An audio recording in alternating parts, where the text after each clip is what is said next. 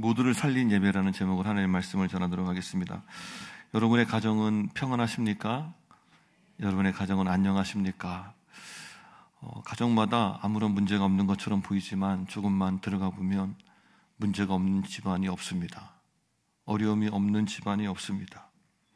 오늘 본문에 나오는 이 야곱의 가정은요, 지금 아주 절대절명의 큰 위기에 봉착을 하게 됩니다. 자, 야곱이 어린 나이에 홀단신 집을 떠나 하란이라는 곳으로 도망을 가게 되죠. 그리고 거기서 20년간을 타향살이를 하다가 이제 드디어 고향으로 돌아오게 되었습니다. 형을 속여서 장자의 축복을 가로채고 그것 때문에 형의 미움을 사서 형이 이 동생 야곱을 죽이려고 했죠. 그래서 야곱이 도망을 친 겁니다. 외삼촌이 사는 하란이라는 곳에 가서 야곱이 무려 20년을 살게 됩니다. 그리고 거기서 결혼도 하고 자녀도 낳게 됩니다. 그리고 부자가 됩니다. 그래서 이제 고향으로 돌아오는 거예요. 그러니까 금이 환영하는 거죠. 거부가 돼서 이제 정든 고향으로 다시 돌아오는데 한 가지 걸리는 문제가 있어요. 뭐냐면 형 에서가 군사 400명을 이끌고 자기를 마중 나온다라는 거예요. 왜 군사를 끌고 오겠어요? 아직도 형은 동생에 대해서 그 미운 마음, 그 마음을 아직 포기하지 않은 거예요. 동생에게 자신의 장자의 축복을 가로챈 동생이 너무 미워서 20년이 지난 이 시점에도 그 동생에게 복수를 하기 위해서 군사를 끌고 지금 동생을 맞으러 나오고 있어요. 이 소식을 들은 야곱이 얼마나 두려웠겠습니까? 얼마나 무서웠겠습니까? 그 야복 강가에서 밤새도록 눈물의 기도를 하게 됩니다. 그리고 결국은 하나님께서 형의 마음을 움직이셨어요. 동생을 만나서 화해를 하게 하고 이제 야곱은 아무것도 걸릴 것이 없는 고향에서의 삶을 시작하게 됩니다. 여러분, 그러면 어떤 삶이 와야 되겠어요? 이제 평안한 삶이 와야 되겠죠. 이제 행복한 삶이 와야 되겠죠. 그런데 그렇지 않았습니다. 지금 야곱은 그 가정은요, 절대절명의 위기에 빠지게 됩니다. 큰일 났습니다. 고향에 돌아온 야곱이 정착한 땅이 세겜이라는 곳이었어요. 근데 이 세겜이라는 도시가 굉장히 문명이 발달하고 화려한 도시였어요. 그러니까 야곱의 딸 디나가 그 도시를 구경을 하러 나갔다가 그만 그 세겜 족속의 추장의 아들에게 강간을 당하게 돼요. 기막힌 일이 벌어진 거예요. 얼마나 수치스럽고 얼마나 당황이 됐는지 몰라요. 야곱이 이 일을 어떻게 대응할지를 몰라요. 저들은 숫자가 많고 나는 숫자가 적고. 야곱이 어쩔 줄을 모르고 당황하는 그 사이에 이 야곱의 아들들이 복수전을 펼쳐요. 세겜 족속에게 하나님의 이름을 빙자해서 너희들이 할례를 받으면 우리 동생 디나를 주겠다. 그렇게 속이죠. 그래서 세겜 족속의 남자들이 다 할례를 받고 드러나 있어요. 그때 야곱의 아들들이 그들을 가서 다 살육을 하게 됩니다. 세겜 족속의 남자들을 다 죽이고 뿐만 아니라 노략질까지 합니다. 약탈을 합니다. 도적질까지 합니다. 복수를 한다고 했는데 너무 이게 지나쳤어요. 동생은 강간을 당했는데 가서 남자들을 다 죽이고 물건들은 다 약탈하고. 자, 너무 지나친 복수를 하고 나니까 이 세겜 족속과 동맹 관계에 있던 다른 부족들이요, 이 야곱의 집에 복수를 하기 위해서 칼을 뺐습니다. 지금 그 상황입니다. 20년 만에 고향에 돌아와서 형과 화해를 하고 이제 좀 평안한 삶을 사는가 싶었는데 이제 예상치 못한 일을 당하고 이제 주변의 모든 부족들에게 공격을 당해서 야곱의 집안이 멸절할 절대절명의 위기에 빠지게 된 거예요. 그러니까 야곱이 자기 아들들에게 막 화를 냅니다. 그러니까 창세기 34장 30절을 보면요, 야곱이 시므온과 레위에게 이르되 너희가 내게 화를 끼쳐 나로 하여금 이 땅의 주민 곧 가나안 족속과 브리스 족속에게 악취를 내게 하였도다. 나는 수가 적은즉 그들이 모여 나를 치고 나를 죽이리니 그러면 나와 내 집이 멸망하리라. 너희들 때문에 이제 우리 집 망하게 됐다. 너희들이 어쩌자고 그런 일을 했느냐? 아들들을 막 구중합니다. 그랬더니 아들들이 어떻게 반응했어요? 아버지에게 반항을 합니다. 아니 그러면 그들이 우리 누이를 창녀처럼 대우했는데 아버지 그게 옳습니까? 가만히 있어야 되겠습니까? 자, 사랑하는 딸은 강간을 당했죠. 아들들은 살육하고 도적질했죠. 이웃들은 연합을 해서 죽이겠다고 달려들고 있죠. 뿐만 아니라 자식들은 아버지에게 반항을 하죠. 어쩌다가 야곱의 가정이 이 지경에 이르렀는가? 어떻게 이 문제를 풀 것인가? 야곱은요, 도무지 당황이 되고 불안하고 염려가 되고 도저히 어쩔 줄을 몰라 하고 있어요. 근데 바로 그때 우리 하나님께서 야곱에게 나타나신 줄로 믿습니다. 하나님이 야곱에게 나타나셨어요. 그리고 야곱에게 말씀하세요. 어떤 말씀을 하셨겠어요? 살 길을 주셨어요. 살 방법을 가르쳐 주세요. 여러분, 하나님이 야곱에게 나타나신 것처럼 여러분에게도 나타나실 줄로 믿습니다. 여러분에게 살 길을 말씀하시고 갈 길을 인도하실 줄로 믿습니다. 하나님의 말씀이 야곱에게 임했습니다. 1절의 말씀을 우리 같이 한번 읽겠습니다. 시작.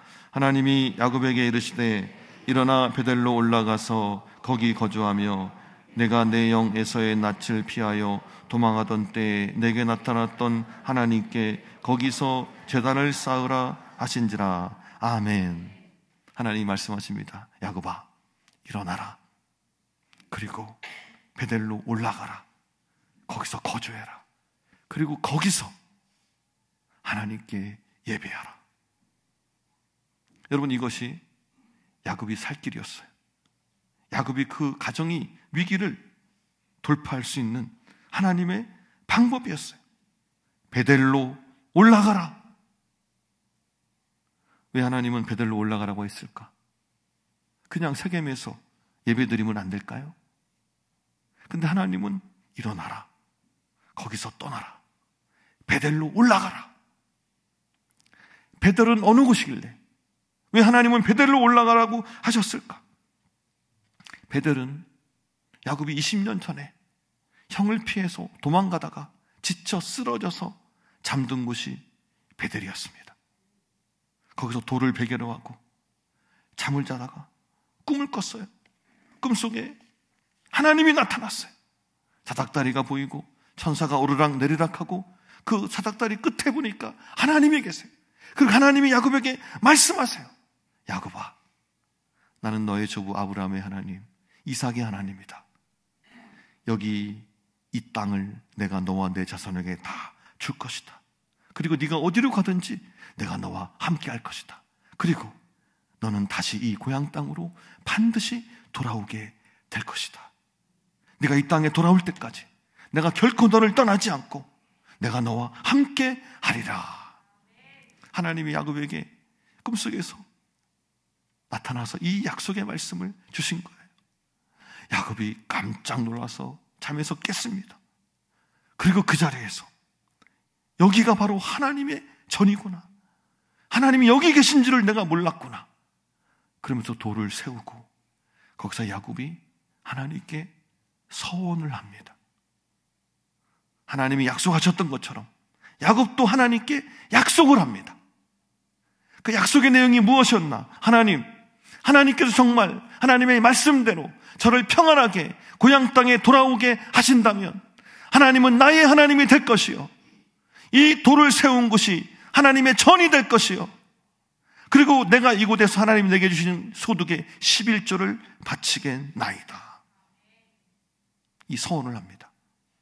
내가 여기에 하나님의 전을 세우고 내가 여기서 하나님을 예배할 것이고 내가 여기서 소득의 11조를 하나님께 바치겠습니다. 이것이 야곱의 서원이었어요. 그리고 야곱은 하란으로 가서 20년을 살고 고향으로 돌아옵니다. 여러분, 그러면 야곱이 어디로 가야 되겠어요? 어디로 가야 되겠어요? 베델로 가야죠. 베델에서 내가 하나님의 집을 세우고 내가 거기서 예배를 드리고 내가 거기서 소득의 11조를 주님께 바치겠다고 서원했으니까 베델로 가야죠. 근데 야곱은 베델로 가지 않았습니다. 어디로 갔어요? 33장 18절을 보면 야곱은요, 세겜이라는 곳에 머뭅니다. 왜 그랬을까? 왜 세겜에 머물렀을까? 세겜은 살기 좋은 땅이었습니다. 그 땅은 비옥한 땅이었습니다. 그 땅은 문명이 발달된 곳이었습니다. 그에 비해서 베델은요, 아직도 거친 땅이에요. 광야예요. 사람이 별로 안 살아요. 사는 게 불편해요. 지금으로 말하면 학교도 없고 병원도 없고 마트도 없고 아주 살기가 불편한 땅, 사람이 살기에 아주 매력이 없는 그런 땅. 무엇보다 야곱에게 가장 걸리는 것은 자녀들이었어요. 자녀들을 환경이 좋은 데서, 그리고 교육을 잘 할 수 있는 곳에서 자녀들을 살게 해야 되겠다. 12아들과 그 딸을 정말 좋은 환경에서 잘 길러보고 싶은 그런 마음이 야곱에게 있었던 거죠. 그래서 내가 베델로 가야 될 것을 알았지만 야곱은 세겜에서 조금 더 살다가 애들이 좀 크면 베델에 가야지, 아마 그렇게 생각했을까요? 어쨌든 야곱은 세겜에 머물러 살게 됩니다. 그리고 10년이 지났습니다. 잠깐 살려고 그랬어요. 근데 10년이 지났습니다. 어떻게 됐을까요? 그곳에서 딸티나는 강간을 당하고 자녀들은 세겜 땅의 우상을 받아들여서 우상을 섬기고 가정의 영적인 부분이 무너지게 됐습니다. 예배가 무너지게 됐습니다. 제가 부목사 시절에 전에도 했던 이야기인데 반복합니다. 안 들으신 분이 계셔서, 담임 목사님 실을 잠깐 제가 방문했는데 머리가 희끗희끗한 한 노 부부가 담임 목사님 실에서 막 울고 있어요. 흐느끼 울고 있어요. 그래서 옆에서 이야기를 들어보니까 아들 때문에, 아들이 하나가 있는데 그 아들이 고등학교 3학년 때 부모가 너는 이제 입시 전이니까, 그리고 너는 집중력이 약하니까 입시를 마칠 때까지는 교회를 가지 마라. 그리고 입시 끝나면 대학 들어가면 그 다음부터는 마음껏 교회 생활해라. 근데 아들이 반대했어요. 어떻게 그럴 수 있냐고. 나 교회 가고 싶다고. 안 돼. 너는 집중력이 약하잖아. 그러니까 너는 공부에만 집중해야 돼. 그러니까 딱 이 고3 1년만 교회를 쉬어. 그리고 대학 들어가면 그때는 마음껏 신앙생활 하려무나. 그래서 부모가 이 아이를 교회를 가지 못하게 했어요. 그리고 그때 그 아이가 교회를 떠나고 그 아이가 자라서 중년의 신사가 됐는데도 아직도 돌아오지 않고 있다라는 거예요. 수십 년을. 그때 우리가 우리 아이를 교회 가는 것을 막지만 않았다면 이러지는 않았을 텐데, 부모의 잘못된 욕심으로, 잘못된 선택으로 자기 아들이 하나님을 떠나서 이제는 하나님과 전혀 상관없는 그런 삶을 살고 있다라는 거예요. 여러분, 축복이 없어서 누리지 못하는 게 아닙니다. 하나님의 약속이 없어서 누리지 못하는 게 아닙니다. 우리가 축복을 까먹고, 하나님의 약속을 까먹고, 우리가 한 소원을 하나님께 지키지 않고 있기 때문에, 우리의 편함에 따라서, 우리의 욕심에 따라서 살기 때문에 우리가 하나님의 축복을 누리지 못하는 겁니다. 신실하신 하나님은요, 야곱에게 하신 약속을 다 지키셨어요. 그와 함께 하셨고, 그를 지켜주셨고, 그를 부유하게 하셨고, 그에게 아들들을 허락하셨고. 그런데 야곱은 자기가 하나님께 한 소원을 까마득하게 잊고 있는 거예요. 저는 여러분들이 하나님께 드린 약속을, 소원을 잊지 않게 되기를 축원합니다. 축복은요, 새로 오는 게, 없는 게, 오는 게 아니라 이미 우리에게 왔습니다. 구원은 이미 완성됐습니다. 문제는 우리가 까먹고 그것을 잊고 산다라는 거예요. 자, 하나님은 야곱의 실수를 뒷감당을 하나님이 하십니다. 자녀가 철이 없어서 문제를 저지르면 부모가 뒷감당 하잖아요. 그런 것처럼 야곱이 저지른 이 실수, 잘못된 선택으로 인한 이 어려움, 이것을 이제 하나님이 감당을 하세요. 야곱을 찾아오셔서 말씀하시고 개입하셔서 그의 길을 인도하시고 그를 이끌어 주십니다. 왜? 사랑하기 때문입니다. 다른 이유가 없습니다. 사랑하기 때문입니다. 저와 여러분이 실수하고 서운한 것을 까먹고 약속의 자리에 가지 않아도 하나님 우리 기억하시고 나타나시고 개입하시고 우리를 선한 길로 이끄실 줄로 믿습니다. 왜? 사랑하시기 때문이에요. 다른 이유가 없어요. 자, 참 놀라운 것은 하나님이 야곱을 보고 야단을 안 치세요. 저 같으면 너 약속 까먹으니까 그렇게 된 거지. 그거 당연한 거 아니야? 너 아이스크림을 하루에 5통씩 먹고 살 안 찌기를 바래? 당연히 찌지. 네가 재앙을 불러온 거야. 네가 잘못한 거야. 이렇게 하나님이 야곱을 야단을 치지 않으세요. 여러분, 하나님 여러분 야단 안 치니까 걱정하지 마세요. 위로하고 격려하고 용기를 주세요. 얼마 전에 제가 꿈을 꿨는데요, 꿈속에 제가 가장 존경하고 사랑했던 목사님 2분이 나타났어요. 한 분은 저 청년부 때 담임 목사님이셨던 하영우조 목사님이 꿈에 나타났어요. 돌아가셨잖아요. 근데 이분이 꿈에 나타나시더니 제 다리를 막 주무르면서 막 저를 위해서 기도를 하는 거예요. 그러고 나서 잠시 후에 또 한 분이 나타났어요. 그분은 또 제가 아주 존경하는 목사님, 돌아가신 목사님, 옥하는 목사님. 제가 오늘 장례식에서 설교를 하는데 그 장례식 가운데 그 목사님이 앉아 계신 거예요. 제가 설교를 하고 있는데. 그래가지고 제가 깜짝 놀랐어요. 설교가 마치고, 아니 어떻게 목사님 여기 앉아 계시냐고. 그때 목사님이 책을 한 권을 가져오셨어요. 근데 거기 보니까 목사님이 까맣게 준비한 설교 노트예요. 그리고 그 설교 노트를 이렇게 저한테 밑줄을 쳐가면서 이거는 이렇게, 이건 이렇게 해라, 이렇게 해라. 그래서 설교를 가르치시는 거예요. 제가 그때 그 꿈으로 얼마나 많은 위로를 받고 격려를 받았는지 몰라요. 여러분, 우리가 실수하고 약속을 까먹고 서원을 잊어도 하나님 우리 잊지 않으시고 우리에게 찾아오셔서 우리를 위로하시고 우리를 격려하시고 우리에게 새 힘을 주시는 하나님이신 줄로 믿습니다. 하나님이 야곱에게 일어나라, 일어나라고 말씀하세요. 어디서 일어나라?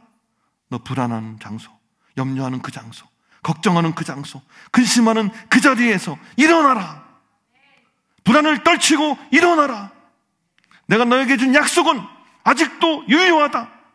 아직도 여전하다. 너 걱정할 거 없어. 나를 믿고 신뢰하라. 그러니까 그 걱정에서 일어나라. 여러분, 걱정과 근심과 불안에서 일어나기를 주의 이름으로 축원합니다. 내가 너에게 준 약속을 다시 기억하라. 나는 너를 축복하기로 결정했고 그 약속은 여전히 변하지 않는다. 너는 축복의 근원이 될 것이다.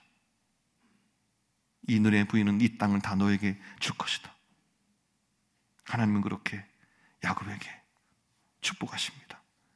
약속을 상기시켜 주십니다. 여러분, 앞으로 얼마나 살 것 같으세요? 지금까지 살아온 생애보다 앞으로 살 날이 더 많겠어요? 적겠어요? 아마 대부분 앞으로 살 날이 살아온 날보다 적을 겁니다. 어떻게 사시겠습니까? 어떻게 앞날을 사시겠습니까? 여러분, 혹시 지금까지 내가 잘못된 삶을 살았다면, 잘못된 과거의 삶을 과감하게 청산하고 새로운 삶을 시작하게 되기를 축원합니다. 과거처럼 이제는 살지 마세요. 방황하며 살지 마세요. 게으르고 나태하고 안일한 신앙생활을 청산하고 새로운 삶의 결단을 내려야 될 시간이에요.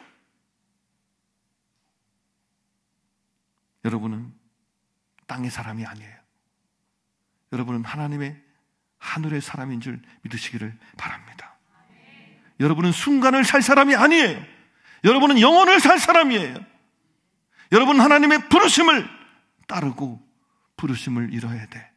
가치 있고 소중한 존재라는 사실을 잊지 않게 되기를 바랍니다.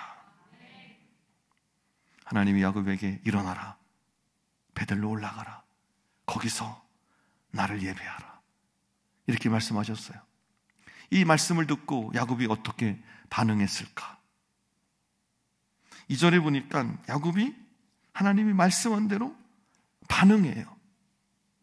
그런데 여러분, 아마 야곱이 마음이 어떻게 바뀌었는지 그 자세한 내용은 나오지 않아요.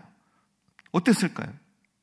야곱이 하나님의 음성을 듣고 일어나라, 베들로 올라가라, 거기서 나를 예배하라, 이 하나님의 음성을 듣는 순간 야곱의 영혼이 영적인 눈이 열리지 않았을까요? 마음의 눈이 열리지 않았을까요? 그리고 그렇지, 내가 이렇게 두려워하고 이렇게 절망하고 이렇게 주저앉아 있을 게 아니지. 하나님께서 베델에서 나에게 나타나셔서 약속하셨지. 순식간에 야곱의 마음에 하나님의 약속이 떠올랐어요. 내가 뭘 잘못했는지, 내가 뭘 잘못 살아왔는지 그것들이 깨달아지기 시작했을 거예요. 그러면서 내가 무엇을 해야 될지, 내가 어떻게 해야 될지 그것들이 막 생각나기 시작했을 거예요. 눈동자가 달라지고 얼굴빛이 달라지고 순식간에 야곱이 용기가 생기고 힘이 생겼을 거예요. 여러분, 사람이 예수 그리스도의 십자가를 발견하지 못하면요, 그 눈알이 동태의 눈깔 같아. 근데 예수 그리스도의 십자가를 발견하는 순간 그 눈동자가 달라지게 되는 거예요. 성령을 체험하지 못할 때 그 사람의 신앙생활은 정말 무기력하고 아무것도 아닌 삶이지만 성령님을 실제 삶에서 경험하고 체험하는 순간 그의 삶 가운데 놀라운 삶의 기적이 일어날 줄로 믿습니다. 이게 이렇게 많은 시간이 걸리는 게 아니에요. 하나님의 살아계신 음성이 들려지고 그 음성 앞에 믿음으로 반응하기로 결정할 때 여러분, 한순간에도 놀라운 변화가 일어날 줄로 믿습니다. 하나님의 음성을 들은 야곱은 이제 바빠요. 가족들을 다 모았어요. 그리고 가족들에게 야곱이 선포합니다. 그게 2절입니다. 2절의 말씀을 우리 같이 한번 읽어 2절 3절을 읽겠습니다. 시작. 야곱이 이에 자기와 함께한 모든 자에게 이르되 너희 중에 있는 이방 신상들을 버리고 자신을 정결하게 하고 너희들의 의복을 바꾸어 입으라. 우리가 일어나 베델로 올라가자. 내 환난 날에 내게 응답하시며 내가 가는 길에서 나와 함께 하신 하나님께 내가 거기서 제단을 쌓으려 하노라. 아멘. 아멘. 야곱이 하나님의 그 말씀에 순종하여 가족들을 다 모아놓고 야곱이 큰 소리로 선포합니다. 여러분, 여기서 야곱이 이 소리를 외칠 때 작은 소리로 했을까요? 소근소근 됐을까요? 아마 야곱이 굉장히 큰 소리로 너희 중에 있는 이방 신상들 그거 다 갖다 버려라. 너희 자신을 정결하게 하고 의복을 바꾸어 입으라. 우리가 이제 베델로 올라갈 것이다. 거기서 환난 날에 내게 응답하신 하나님께 우리가 예배를 드리게 될 것이다. 이렇게 야곱이 자기 가족들에게 담대하게 선포합니다. 아버지의 위대한 선언이죠. 가장의 믿음의 선포죠. 이곳에 계신 가장 여러분들이 여러분의 가정에 들어가서 여러분들의 자녀들에게 이렇게 믿음의 선포를 할 수 있게 되기를 축원합니다. 우리 부모들이 하나님 앞에서 하나님 말씀에 순종하기로 결단하자라는 이러한 선포를 여러분의 자녀들에게 할 수 있게 되기를 축원합니다. 이전에 아버지 야곱은 무능한 아버지였어요. 자기 딸이 강간을 당해도요 어떻게 할 줄 몰라요. 아무것도 하지 못하고 있어요. 비겁한 아버지였어요. 근데 이 아버지가 하나님의 음성을 듣고 달라졌어요. 목소리가 달라지고 눈동자에 힘이 들어가고 용기 있게 결단을 해요. 사자처럼 선포를 해요. 그러니까 가족이 바뀝니다. 아버지가 바뀌니까, 부모가 영적인 결단을 내리니까 자녀들이 바뀝니다. 4절의 말씀을 같이 읽어볼까요? 시작. 그들이 자기 손에 있는 모든 이방 신상들과 자기 귀에 있는 귀고리들을 야곱에게 주는지라. 야곱이 그것들을 세겜 근처 상수리 나무 아래에 묻고. 아멘. 자, 이전에는 아버지한테 반항하던 아들들이었어요. 근데 이 아들들이 아버지의 말에 순종을 합니다. 버려라 하니까 자기 손에 있던 모든 신상들을 갖다가 버립니다. 아버지가 하나님의 음성을 듣고 믿음의 결단을 내리니까 자녀들이 따라옵니다. 여러분, 부모가 변하면 자녀들이 변할 줄로 믿습니다. 자꾸 자녀들 안 변한다고요? 잔소리하지 마세요.